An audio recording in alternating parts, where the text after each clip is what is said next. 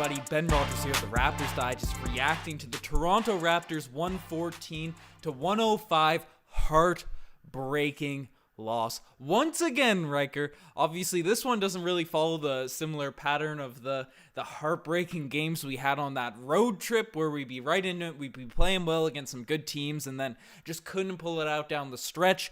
This one took a very different shape, very different form. The Raptors, they were brutal. Without a doubt, the worst half of the season. We've had some stinkers this year, but in the second half, they came out, played some bully ball. Siakam was great. Fred was making some good stuff down the stretch, but then they give us hope.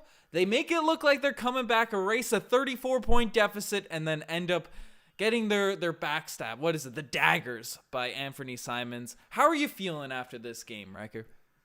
Yeah, well, let's jump right into it because we have a fundamentally different opinion on the shortcomings of this game because, yes, it was the worst first quarter of the Raptors season so far. And yes, it was tragic, terrible efficiency from a lot of our guys, and particularly from three-point range. And yeah, they had a comeback. But where you and I greatly disagree is the defensive scheme. And I did not see the point. I was dumbfounded, Ben, that they were doing full court traps in the NBA where it's so easy to break a trap if you are a semi-competent ball handler and know how to pass. But instead of playing smart basketball and full court pressing, they were full court trapping, leaving two men scrambling, and then leaving wide open 3-versus-2 opportunities on the other end. And then what happened? Anthony Simons, who was torching them all game long, he's open for a corner three. Didn't make sense to me. Half court trap is fine. Full court trap makes no sense. You and I, again, fundamentally disagree on the defense tonight. You thought it was all right. Well, Ryker, you're talking about, I was shocked when you said this pre-podcast. Usually you and I, we air our stuff out mid-pod. We don't even bring up the game before. We're talking about what happened during the day. But then you just kind of offhandedly mentioned, like I'd agree, that the Toronto Raptors shouldn't be running these full-court traps. That's what brought us back into the game, Ryker. That's what brought us. I was saying in the first quarter, in the second quarter, we've seen games. The Dallas Mavericks historic comeback led by Kyle Lowry against Stinky Pinky and the Dallas Mavericks. When they're switched to the full court traps, it completely energized this team 2 years ago. We throw it out on occasion when the team looked lethargic. And I was saying in the first half, Nick Nurse, why don't you try this? Clearly, within 5 minutes of the game, we clearly, the ball was flying through our hands. We didn't look engaged. But when the Toronto Raptors are forced to run these weird defensive sets, scramble all around the court, and do all these crazy stuff, the energy pops up. They get steals. Fred VanVleet, Gary Trent Jr., they're two of the best steal getters in the NBA. Not only are you getting these steals picking the pockets of the other team, your energy amps up, and then the other team feels rushed when you run these full court traps. And yes, you brought it up. You do occasionally give up the open dunk, the open three when the other team breaks the traps, and you clearly couldn't run it the entire game. But for moments when you are just looking deflated, dull, depressed out there, throw in a half-court trap, and that's what the Raptors did in the second half. And that half-court trap is different. Half-court trap is different because you can switch back, right? There's a little bit easier switchability and help defense that can go out. The full-court trap, half the time you're giving up open three-pointers than open layups or dunks. The other half of the time, you're just getting lucky because they're missing open three-pointers. It's to me, if you want to get funky with the defensive set, have the inbounder or the whoever is guarding the inbound passer on the baseline just double on the inbound pass the ball handler, and then you can do kind of a pseudo double team but still just full court press and then pull it back into a half court trap. But there was times in this game where they're trying to mount this comeback and then they're leaving guys like Anthony Simons, Covington, players wide open, right? Just challenging them to hit a shot, and they were doing it all night long. It'd be different if, the roles were flipped and you were leaving Scotty Barnes open for three, who was shooting 27% this game. Then that would make sense. Just didn't make sense to me in this one. Anthony Simons, what did he shoot? 55% from three. Little was shooting 60. It was just crazy, Ben. They were just, it was anarchy in my brain. Yeah, I see where you're coming from, but I disagree. I disagree, because then you're giving up all that just extra stuff that brought the Raptors back into this one. But I do think you got to mix it up. You can use the full court traps, use some half court traps, use some different weird man zone coverages, but do things that get you out of that comfort zone with your roster, especially when you're struggling. But Ryker, there's a lot of players we have to talk about in this game. We're starting off with some negatives, talking about the Raptors and all that, but Pascal Siakam, brutal first half, looked horrific, but in the second half came back to the form that he's been playing with the past month or so, ended up with 28 points, 8 rebounds, 5 assists, a block, a steal, brought the energy defensively, was going right to the rim, was not settling in this game, which I loved to see. 0 for 1 from the 3, only 1 3 taken, 13 from 20 from the field. If we get this sort of Pascal Siakam with this attacking mindset night in, night out, which he's been doing, he's been improving, but we'd like to see that for the entire half. But what did you see from Pascal Siakam to talk about, I guess, the one big positive in this game, I guess? Yeah, he's the only guy who looked good. And it's becoming the recurring narrative now that he's good, and he's probably deserving of that all-star spot as well as Fred VanVleet. So it's nice to see, especially when he was putting the pressure on the Trailblazers closing that fourth quarter.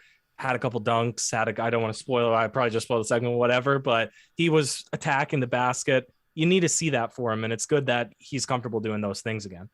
Yep. No, it's great to see Pascal Siakam be back. And honestly, get the little drum roll going. Get it going. Get it going. Because tonight, the Scotty Barnes Award, it could go to Pascal Siakam, but you know what? We can't do it to him, because we had a nice looking kind of box score if you remove the efficiency. Tonight, the criteria for the Scotty Barnes Award is just having a triple Stat single or whatever it's called. 9 points, 6 rebounds, 6 assists for Scotty Barnes in this one. Stats are popping up below the screen, but 3 of 14 from the field. Just doing Scotty Barnes things. Hit a couple threes, which was nice, but couldn't make any of them at the start of the half. But 11 threes taken by Scotty Barnes in this game, following a performance where he was looking like Kareem Abdul-Jabbar in the post. I don't know. He missed one post hook early. Brutal. I don't know if it was even considered a hook. It was kind of a turnaround sort of thing. Complete airball. Gross looking thing. And then he just kind of looked for the rest of the first half afraid to go inside, afraid of Nurk, afraid of those guys. But settled for threes. Ended up making a couple, but tough performance from Scotty Barnes, especially coming off of a tremendous game against the Wizards. Yeah, that was my thought too. He only took 3 shots that weren't threes in this game. Out of 14 shots, 3 attempts were within. Tonight, the Scotty Barnes criteria is going to the 3 chucker of the game. It's brutal. I would have thought that he'd have a bit more confidence in himself after such a performance, but it wasn't an abnormality in tonight's game, because OG shot 1 for 7 from 3. Gary Trent Jr., and typically when people have return games to the team that they got traded from, they play with a chip on their shoulders. They want to show out against their old squad. He played pretty poorly, 26% from the field, 4 for 11 from 3. VanVleet continuing his brutal stretch of inefficient 3-point shooting, 4 for 15, 26% from 3. It was tough. The threes were not falling at all. People are not happy with Scotty Barnes winning the Scotty Barnes Award, but as we say, Edward, you trickster, everyone in the chat, Gadgets 2.0. The criteria is fluid for the Scotty Barnes Award. The criteria is fluid. So I'm just saying that there. 3 chucker of the night. But yeah, Gary Trent Jr., Starboy, did not show out against his former team. Hit a couple threes down the stretch, which was nice, but he was objectively bad in the first half. But the guy that disappointed me the most in this one, Ryker, is probably OG Anunoby. I know he's still, similar to Scotty Barnes, filled up the box score outside of points. 11 points, 8 rebounds, 5 assists, 3 steals, 2 blocks. But 1 of 7 from the 3-point line, and a lot of those threes were wide open. Were late closeouts, a weak zone in terms of recovering. I believe it was brought up on the broadcast that the Blazers are 28th in the league in terms of giving up open threes, and the Raptors had a bunch of open looks, and Scotty Barnes isn't known to be a 3-point shooter. He chucked up a bunch tonight, but you don't you're not that frustrated when he misses because you don't expect them all to go in. But OG Anunoby, you expect them to go down. If we had a few more of those shots go down for OG, this would be a different game. But he was disappointing in this one, Ryker. Do you have anything to say there before we sort of swing it into the bench guys, get some propaganda out and all that? No, I don't want to flame too hard because the first quarter, a lot of it wasn't their fault. They were taking shots. None of them were going in. Layups, a lot of in and out stuff. But then at a certain point, I agree with you. Change the schemes, do whatever you have to do to get people focused and locked in. But it goes back to our conversation on burnout and how long can we sustain playing our starters this many minutes. I think there was one possession where Dennis Smith Jr. or something, Fred VanVleet was on his hip and then just started jogging. He just let him blow right past them. And then OG kind of semi-contested the layup. That was in the clutch. I know Fred had fouls, but that was tough. But yeah, he just kind of gave up and started jogging right after the half court. Nobody else picked him up. It was brutal. Swing into the segments, Ben. Yeah, well, hey, I want to get some propaganda out because, a lot of the guys who made segments for us aren't playing anymore. So I want an excuse to get the Precious, but he 3 points tonight, 2 rebounds, was running around the court, didn't get that much opportunity. We got to make a Boucher segment because he's the only guy off the bench that's really consistently playing well. 11 points, 9 rebounds, 3 blocks. Surprised he only got 24 minutes in this one, especially in the first half. We needed something out of a spark, and Boucher really kept this from being a 50-point deficit in the first half. So shout out Chris Boucher. But we did see some Justin Champagnie. All right, yeah. He hit a couple threes. I'm still, obviously, he had those fouls at the end of the Nets game where 3 fouls in 30 seconds, and then he got put into the doghouse by Nick Nurse. But other than that, I thought he's been playing well. But we got to see G League legend Delano Banton, who is looking like LeBron James mixed with Michael Jordan mixed with whoever you want to call it down there in the G League. He got brought up, and tonight still looks a little bit just jittery at times, but I thought played a solid game, a lot better than he was looking when he returned from health and safety protocols. 5 points, 4 rebounds, 2 assists. One of the best plus minus for the games, a plus 14. I thought he played some great defense, got only 2 steals. They got a bunch of deflections in this one. Do you think Delano Banton could be that answer that we're looking for in the backup guard position? No, not this season. No. Not this season. His IQ was suspicious tonight too, because he played 12 minutes. He got 3 turnovers, right? Tied for the most turnovers in tonight's game. One of them was kind of a drop in bounce pass to somebody who was posting up, and he just passed it right to the other team. I don't know if you remember that, but if you're the point guard, right, you can't even feed the post, right? And we are expecting you to kind of create the offense and let the ball flow through you. Just because he turned the ball over once doesn't mean he can't. But that was an egregious, flagrant passes. breach you gotta respect the no looks. I fundamental know your IQ game basketball. is all fundamentals, Riker. You got the nice looking form, the game that coaches preach, right? That's Ryker Richard's game. I'm all about the craziness from Delano Banton, the no looks and all that sort of stuff. So I want to see him keep trying it, even if it could have been an easy post entry or anything like that. But well, listen, if he was trying to put something on it, then it would have made more sense. But he was just trying to feed the post, Ben. I was disappointed. You need the flash. You need all that stuff going. But Ryker, let's swing into the segments because tonight, the spicy P-lay of the day. The hot sauce is cooking. Got a Steve Ballmer. Is Steve Ballmer still the guy? Joel Embiid. Yeah, Joel Embiid and Steve Ballmer. They were guys that are that we as Raptors fans really hated a couple years ago. Not hated. I had a rivalry with Joel Embiid, but would they still be the guys that should explode in the spicy P-lay? I'm looking at that now. I feel like this is the type of game where we ask that. Yeah. I feel like Ask Giannis me again. could be Ask in there. me again the off Bucks, the podcast. Some Miami Heat fans. I don't know. But, Riker, there was a bunch of plays, especially in the second half in this one, that could be going for the spicy P-lay. I know you had some in mind. You want to sound off on a few dunks in this game? Yeah. Well, I was There was a lot of excitement in the air. I thought that the Raptors actually were mounting a comeback. Same as you. I was at a friend's house, so I was the energy was high. I was up out of my seat, roaming around. I don't remember the specific balloons. Yeah, the specific play-by-play, but something happened. There was a bit of a break or a loose ball steal at the half court. Siakam was up running, got a two-hand dunk, and then something happened. I didn't see it. Next possession, got another dunk as well. You'll have to fill me in here on this one. Yeah, lots of quick steals from a full court press. So maybe full that's court press why is fine, Ben. Not the trap.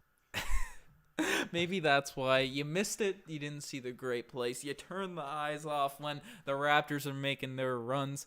But it is what it is. It is what it is. The Raptors, they break our hearts. And honestly, that's a good transition, because not all plays can be the spicy play of the day, and some just make you say, oh, geez. And the Raptors had so many moments where they were making runs, they were making plays, they were getting us juiced, Ryker. They're getting us juiced watching this game, amped up. We thought they were coming back, and then they just do something absolutely stupid, or the Portland Trailblazers, some wild stuff happens. And it could be Scotty Barnes getting the ball in the wing, and then Justin Champagnie making a cut into the dunker spot, because we know Justin Champagnie can make those cuts, makes the right reads, and then Scotty Barnes just assumes he's in the corner and throws it out of bounds. That cuts off one run.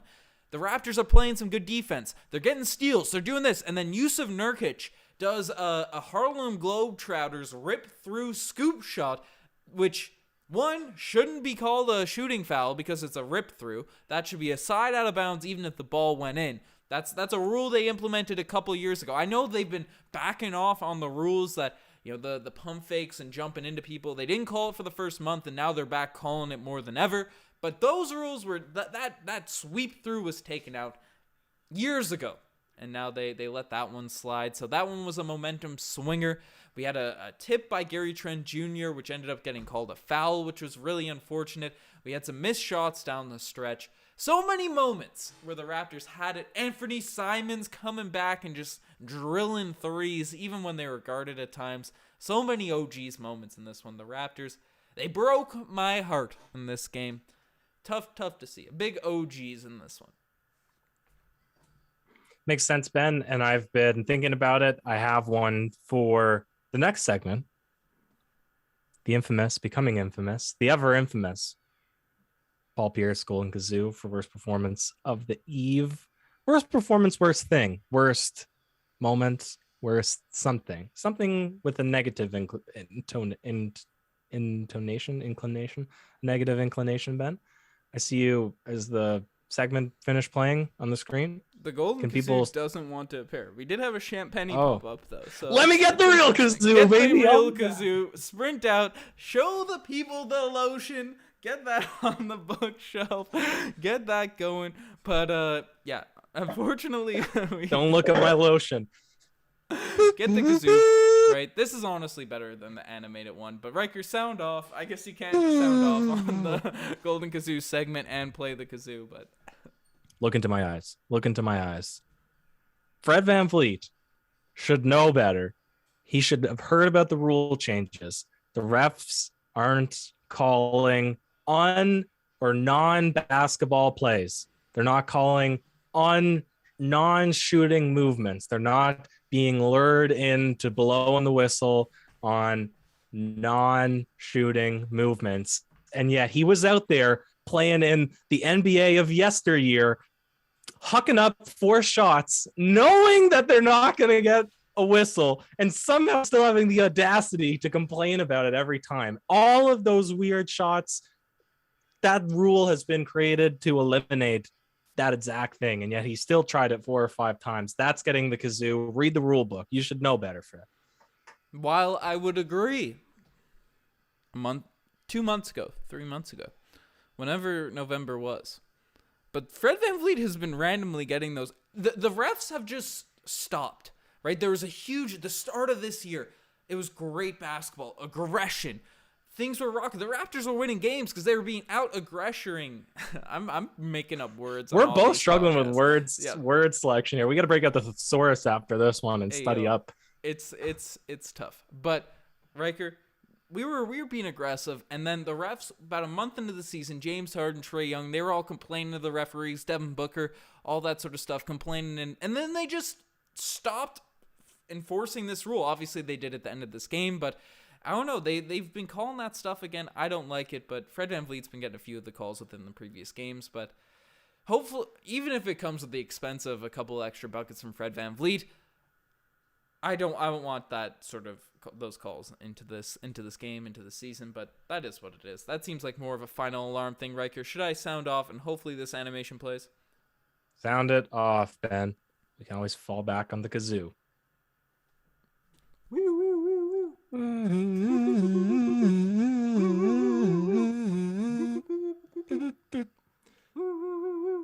That's right. The final alarm has sounded. We want to hear what you guys have to say about this game. Back live, rocking out, seeing what people are thinking about the Toronto Raptors. We got 15 likes, Riker. 15 likes. I know the Raptors are bad. I know they're disappointing, but Woo! This is tough. We need to get a little spikes. Some likes spiking. We want to hear what you guys have to say about this game. What the thoughts are going on. But yeah, it was a total shooting foul of Fred VanVleet at the end of this game, Riker. Edward, you is not agreeing with you. See what you did there. Well, listen, here's the thing. I wasn't calling out a specific moment, and I definitely wasn't calling out anything down the stretch. I was saying there was moments throughout the game where when he got his technical foul, right, he's complaining, but he's trying to draw fouls off of a dribble pull. Like, that's not stuff that the referees are supposed to call. So I agree with you, Ben. I would prefer, at the expense of him getting a couple less fouls drawn a game, that they just eliminate that league wide, because it's such a dumb shot. It looks dumb. It looks stupid. I don't like it. No, I completely agree with that one, Riker. And we have a trade. I saw one. I've read it. I don't know where it's disappeared to, but Zane Khan is saying, would you do a Pascal, OG, and Utah for Anthony Davis and THT? Also, Svi Mykhailiuk, some Fiji water also going to the LA Lakers. There's chance. Why on earth would you do that? No chance I'm doing that insane. deal. Would you do Siakam straight up for AD? No. Why would you trade Siakam for day-to-day Davis? Yeah, day-to-day Davis is not. I don't know. You and I are in complete. He's arguably not even better than Siakam. Like, if you put Siakam on the Lakers would be sick. They'd be so good. You and I agree with this. This is one of our, obviously you and I both have some hot takes, but this is one of them that you and I agree on. Anthony Davis is not good. Like, he's good, obviously. He's good. Like, he's a great player, but he's always injured. Siakam's not a number one option. Anthony Davis can't even take a Pelicans team to do anything as the number one option. I don't know. I'm not an AD guy. You put Siakam right now on the Lakers and don't change a single other thing about that team. I guarantee you they would start shooting way up through the Western Conference standings. Siakam's valuable. Yep. No, that's and then OG on top of it. Get out of here with that wild stuff. And the Fiji water, the animation that we have. I wouldn't trade for Anthony Davis just for our animation. But El Trickster's coming up with an idea saying buy out Dragic for $14 million, freeing up some extra cap space, so you can go chill in the beaches of Miami without having to pretend he's in Slovenia. And then waive Bonga, sign free agents Cauley Stein, Taco Fall, and Wanamaker. I'd love to get Taco Fall. Cauley Stein, just as a Dallas guy that's watched the Dallas Mavericks a fair bit, I don't really like his game. He's big and tall. He occasionally gets blocks, but he's really soft in terms of finishing and all that. And Wanamaker is always good against the Raptors, so maybe he'll be better if he's in a Raptors uniform, but he's kind of all over the place. What are your thoughts on that strategy from El Trickster? What team are they all on? They're free agents. They're all waived. Oh, they all got waived. Just sign them. Yeah, that's fair.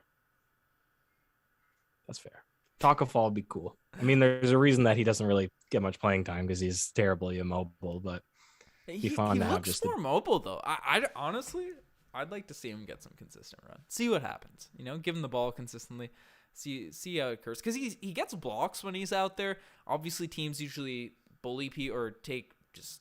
There's a big man, they put him in the pick and roll and do what teams did to Jonas Valanciunas all the time when he was on our team. But I don't know, Taco Fall didn't look that immobile from my viewpoint when specifically referring to the Cavs game where no one was really playing in that game and Taco Fall got a lot of run. So that's one thing. But, there's bring back the Tank Commander from Shockwave. Would you be opposed to bringing back Mr. Baines, right? So he's recovered from his bathtub accident, it sounds like. I hope so. He's on Instagram post. Yeah, apparently that's like a serious injury. So hopefully Aaron Baines is all good. But it's empty in here tonight. Nisa, that's how it is. It's how Raptors lose a deflating game. Yeah, against the bottom tier Western Conference team. Obviously, it's not going to be the most exciting thing for people. So then we can wrap it up, call it an early Sunday, and get a couple of Z's earlier than we would if that's. Hey, there's still comments in the chat, right? We gotta rep the people that are pulling up. At least we aren't even half an hour into this bad boy, Riker. But Anthony Foul Line Davis. First time I'd say don't trade Siakam. 80 is nice. People are agreeing with our stuff. Are you surprised? No. If he's only been injured once, then I could see people objecting to it. But he's been injured like 5 times, so it's tough to say he's not injury prone.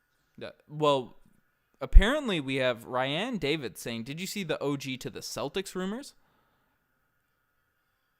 If those are true rumors, even after OG's disappointing game tonight, I will stop watching this team if he's traded to the Celtics. I will. Yeah, but like think about it. Realistically, you would trade OG for Jaylen Brown, like straight up. Would you? Yeah, you would. Because Scotty Barnes is OG. And Jaylen Brown's a way better especially scorer. With Scotty Barnes coming, I don't know. I would right, because you're not like it's not a way worse. Like Jaylen Brown's not bad on defense, but he's a way better scorer. That's just a fact. Yeah. So you would do that trade, but you wouldn't. But whenever Celtics are brought up, it's some Cheesemeister trade. It's something just Marcus Smart foolish. And Al Horford for OG Anunoby. Yeah, something like that. Let's get that one down. I love that trade for the Raptors. But people are saying bring back Ibaka. Masai missing out on Bismack Biyombo is sad. DC, I've been saying it for 2 years. He's been picked up on the minimum by every single team in the NBA. By every single team, I mean the Charlotte Hornets and the Phoenix Suns. And we haven't been one of them. Putting in work on the Phoenix Suns, by the way. What? He's putting in work on the Phoenix Suns. Like they're still winning. Aiden's out. He's getting minutes, and they're doing good. Yeah, that's what people are saying. I think he had like a 25-11 game or something recently. Like Bismack Biyombo would be a perfect fit on this squad. A true center, even though he's kind of undersized. He's 6'9", but can actually guard the best centers, the big centers in the NBA, just because he's literally the best defensive center of all time. That's right. The hot takes are coming hot and heavy in the final alarm segment in here. But a trade for Mo Bamba. People want some Mo. Are we going to make a trade, Riker? Is this what's happening? Is this the... No. You don't think so? I don't think we're going to trade anybody. That would be very deflating. I just like the shakeups, especially when the Raptors are sad. Trade Trent for Anthony Simons. Would you accept that deal? Who? Trent for Anthony Simons. No. He's been good lately. I definitely wouldn't accept either, but Anthony Simons has been very, very nice. I just like Gary Trent Jr. I like it. Yeah. I like him a lot.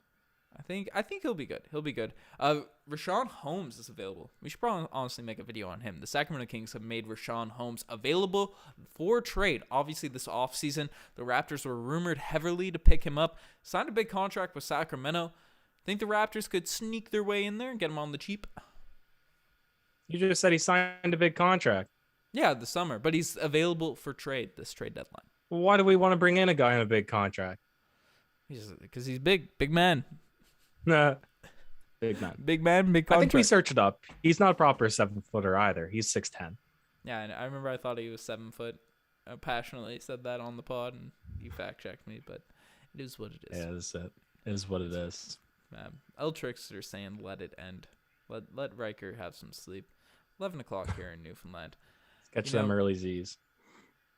Man. Ryan David. I'm going to look into these OG Celtics rumors because that's some crazy stuff. But you guys are the best for making this far. Check out the Instagram, the TikTok, the Twitter, all of that. social media-esque stuff, channel memberships will be returning soon. I've been saying that for a while. I need to get on that because we can add those back now. Just need to actually implement those. But lots of big things cooking up at the Raptors Digest Media brand. So stay tuned, stay subscribed, do all that stuff. Riker, do you have any last words? And you better have some last words on this podcast, or do I need to ramble? If you would be a real seeker after truth, it is necessary that at least once in your life you doubt, as far as possible, all things. Cheers.